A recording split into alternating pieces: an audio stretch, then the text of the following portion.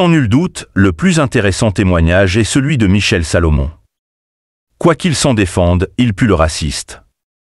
Il est juif, il a une expérience millénaire de l'antisémitisme, et pourtant il est raciste. Écoutez-le, mais niez que, du fait de sa peau et de sa chevelure, de cette aura de sensualité qu'il, le nègre, dégage, il n'y a pas, spontanément, une certaine gêne. Attractive ou répulsive, c'est se refuser à l'évidence au nom d'une pruderie absurde qui n'a jamais rien résolu. Plus loin, il va jusqu'à nous parler de la prodigieuse vitalité du noir. L'étude de M. Salomon nous apprend qu'il est médecin.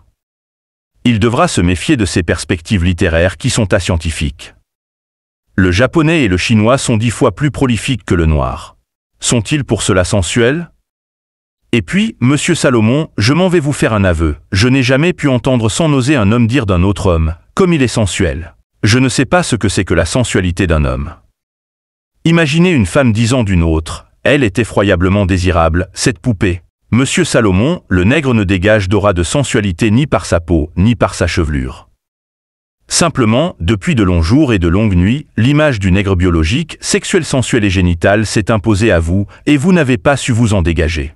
Vous vous demandez, Monsieur Salomon, ce que vous feriez si vous aviez 800 000 nègres en France, parce que pour vous il y a un problème, le problème de la montée des Noirs, le problème du péril noir.